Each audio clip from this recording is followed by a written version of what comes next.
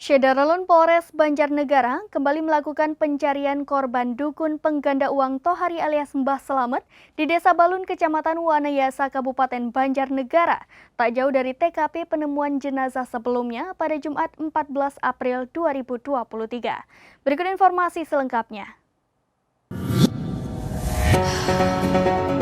Syederalun Polres Banjarnegara kini kembali melakukan pencarian korban dukun pengganda uang Tohari alias Mbah Selamet di areal kebun Desa Balun, Kecamatan Wanayasa, Kabupaten Banjarnegara, tak jauh dari TKP penemuan jenazah sebelumnya pada Jumat 14 April 2023.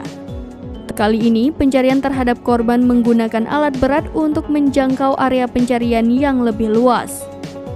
Sebelumnya pada Kamis 13 April 2023 kemarin, petugas juga melakukan pencarian korban namun peralatan manual. Namun prosesnya sangat menyita waktu dan tenaga sehingga belum membuahkan hasil saat dihentikan pada pukul 17 waktu Indonesia Barat.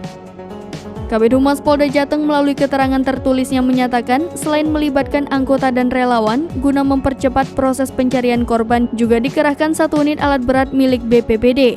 Alat berat berukuran kecil digunakan untuk mencari korban mengingat akses masuk ke lokasi dari jalan raya cukup sempit. Meski demikian, pencarian tersebut belum menemukan korban baru di TKP. Sementara itu, dari posko antemortem sampai saat ini, total pelapor orang hilang sejumlah 28 orang dan yang melaporkan 2 orang hilang sebanyak 6 orang. Total pelapor di posko sebanyak 22 orang tutupnya.